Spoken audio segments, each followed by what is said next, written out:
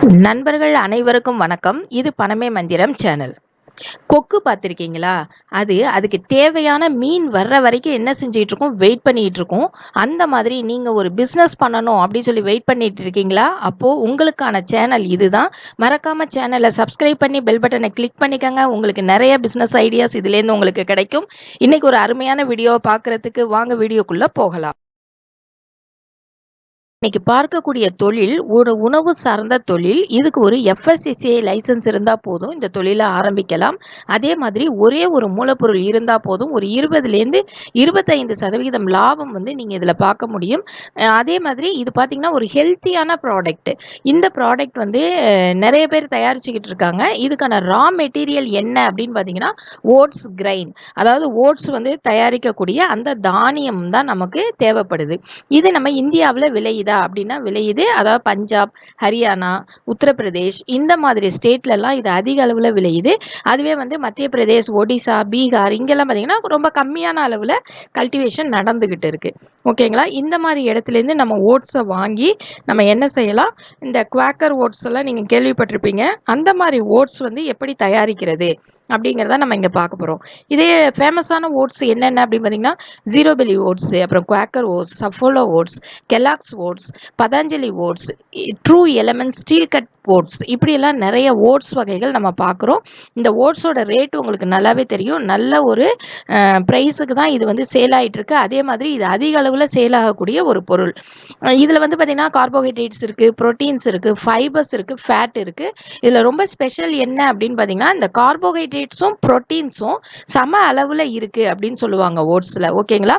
அப்போ இந்த ஓட்ஸ் அதிக அளவு விற்கிறதுக்கும் இது நம்மக்கிட்ட நல்லா சேர்றதுக்கும் என்ன ரீசன் அப்படின்னு பார்த்தீங்கன்னா இது பிளட் சுகர் லெவலில் கண்ட்ரோலில் வைக்குது.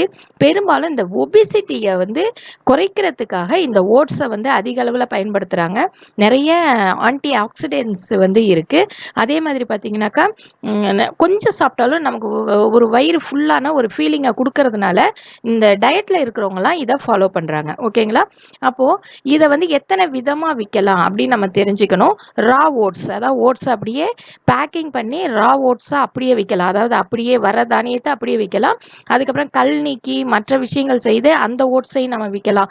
தோல் நீக்கி விற்கலாம். அதாவது டீஹெல்ட் ஓட்ஸ்னா தோல் நீக்கி விற்கலாம். ஸ்டீல் கட்ஸ் ஓட்னா அதை ஒரு மாதிரி கட் பண்ணி அதை விற்பாங்க. அந்த மாதிரியும் நம்ம விற்கலாம்.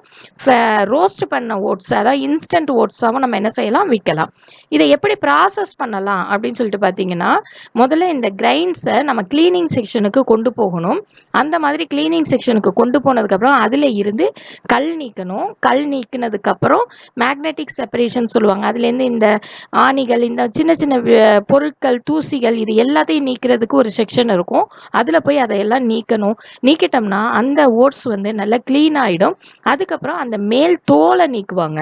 ஓகேங்களா? அந்த மேல் தோலை நீக்குவாங்க. நீக்கினதுக்கப்புறம் அந்த ஓட்ஸை இந்த மாதிரி ரோல்ஸ் இருக்கும். இதில் பார்த்தீங்கன்னாக்கா ஸ்டீல் கட் அப்படின்னு சொல்லுவாங்க. ரொம்ப ஷார்ப்பாக பிளேடு இருக்கும். அது வழியாக அனுப்புவாங்க. அனுப்பும்போது நமக்கு இந்த மாதிரி ஓட்ஸ் எப்படி கிடச்சிரும்னா இந்த ஃப்ளேக்ஸாக நமக்கு இந்த ஓட்ஸ் கிடச்சிரும். ஓகேங்களா? இதை அதுக்கப்புறம் நம்ம இன்ஸ்டன்ட் ஓட்ஸ் கொடுக்கும்போது லைட்டாக இதை ஃப்ரை பண்ணணும். அதுக்கு அதிலே டெம்பரேச்சர் செட் பண்ணுற மாதிரி உங்களுக்கு இருக்குது. அதில் நம்ம டெம்பரேச்சர் செட் பண்ணி என்ன செய்யலாம்? இதை ரோஸ்ட் பண்ணலாம். ரோஸ்ட் பண்ணதுக்கப்புறம் நம்ம பேக்கிங் பண்ண வேண்டியதுதான். ப்ராசஸ்ங்கிறது உங்களுக்கு இவ்வளோ தான். சாதாரணமாக நீங்கள் இந்த அரவை மில்லாம் வச்சுருக்கவங்க இருக்காங்க இல்லையா, அவங்களுக்கெல்லாம் இந்த பிஸ்னஸ் ரொம்ப நல்லாவே செட் ஆகும்.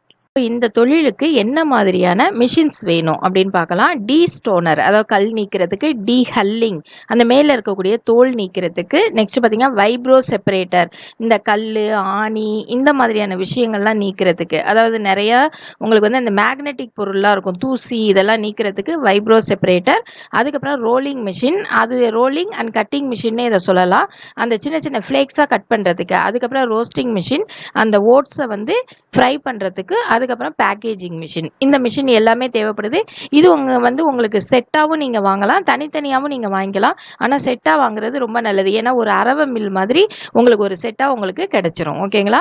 அடுத்து பார்த்தீங்கன்னா மேன் பவர் என்ன வேணும் அப்படின்னா தொழில் தெரிஞ்ச 2 பேர், தொழில் தெரியாத 2 பேர், சூப்பர்வைசர் ஒருத்தவங்க. அதுக்கப்புறம் பார்த்தீங்கன்னாக்கா பேக்கிங் பண்ணுறதுக்கு ஒரு ஆள், இல்லை நீங்கள் பண்ணுற பிஸ்னஸ்க்கு அந்த மாதிரி 2 பேர் கூட போட்டுக்கலாம். ஹெல்பர்ஸ் நீங்கள் வச்சுக்கலாம். ஓகேங்களா? இத்தனை மேன் பவர் இதுக்கு கண்டிப்பாக வேணும். ஓகேங்களா? அப்போ அப்போ முதலீடு என்ன தேவை அப்படின்னு சொல்லி பார்த்தீங்கன்னா, நீங்கள் எல்லாமே இது மிஷினரிஸ் இல்லையா? நீங்கள் இதில் அந்த ப்ரொடக்ஷனுக்கு தகுந்த மாதிரி மிஷினரிஸோட அந்த அளவு வந்து உங்களுக்கு மாறும். இது வந்து பார்த்தீங்கன்னாக்கா உங்களுக்கு ஒரு 50 லட்சத்துக்கு கூட நீங்கள் வைக்க முடியும். ஆனால் நார்மலாக நீங்கள் சாதாரணமாக ஃபஸ்ட்டு ஸ்டார்ட் பண்ணுறீங்க அப்படின்னாக்கா ஒரு 10லேருந்து 15 லட்சம் ரூபாய் அப்படிங்கிறது இதனுடைய முதலீடாக இருக்குது. இந்த ஓட்ஸ் ப்ராசஸிங் பிஸ்னஸில் எவ்வளோ ப்ராஃபிட் கிடைக்கும் அப்படின்னு பார்த்தீங்கன்னா, ஒரு 20லேருந்து 25% வரைக்கும் நீங்கள் இதில் லாபம் எதிர்பார்க்க முடியும். மினிமம் உங்களுக்கு 20% இதில் கண்டிப்பாக கிடைக்கும். ஓகேங்களா? 25% அப்படிங்கிறது நீங்கள் ப்ரொடக்ஷன் அதிகப்படுத்த உங்களுக்கு இதனுடைய லாப சதவீதம்ங்கிறது ஓரளவுக்கு உங்களுக்கு அதிகமாகும். இதில் நீங்கள் இந்த லாபத்தில் பார்த்தீங்கன்னா, மேன் பவராக இருக்கட்டும், இபி ஆகட்டும், டிரான்ஸ்போர்ட் ஆகட்டும், எல்லாம் போக தான் இந்த லாப சதவீதம். அப்படிங்கும்போது இது ஒரு நல்ல லாபகரமான தொழில் அப்படிங்கிறதுல உங்களுக்கு எந்த சந்தேகமும் தேவையில்லை. அதே மாதிரி பார்த்தீங்கன்னா, இதோட மார்க்கெட்டிங் அப்படிங்கிறது எப்படி இருக்கும் அப்படின்னு சொல்லி பார்த்தீங்கன்னா, ஓட்ஸுக்கான மார்க்கெட்டிங் அப்படிங்கிறது நம்ம இந்தியாவில் நல்லாவே இருக்கு. ஓட்ஸை விட நல்ல பொருள் இருக்கு அப்படின்னு நிறைய பேர் சொல்லிட்டு இருந்தா கூட, முக்கியமாக இந்த டயட்டில் இருக்கிறவங்க இந்த ஓட்ஸை பயன்படுத்துறது ரொம்ப அதிக அளவில் இருக்கிறதுனால, ஒபிசிட்டியாக இருக்கிறவங்க இந்த பொருளை அதிக அளவில் பயன்படுத்துறதுனால இந்த பொருளுக்கான மார்க்கெட்டிங் அப்படிங்கிறது இருந்துக்கிட்டே இருக்கு. நல்ல ஒரு சூப்பரான பேக்கிங்கோட ஒரு FSSAI லைசன்ஸோட நீங்கள் இந்த தொழிலை ஸ்டார்ட் பண்ணும்போது இதில் நல்ல ப்ராஃபிட் வந்து நீங்கள் பார்க்க முடியும். இந்த வீடியோ உங்களுக்கு பிடிச்சிருந்தா லைக் பண்ணுங்கள், ஷேர் பண்ணுங்கள், மறக்காமல் சப்ஸ்கிரைப் பண்ணுங்கள். தேங்க்ஸ் ஃபார் வாட்சிங்.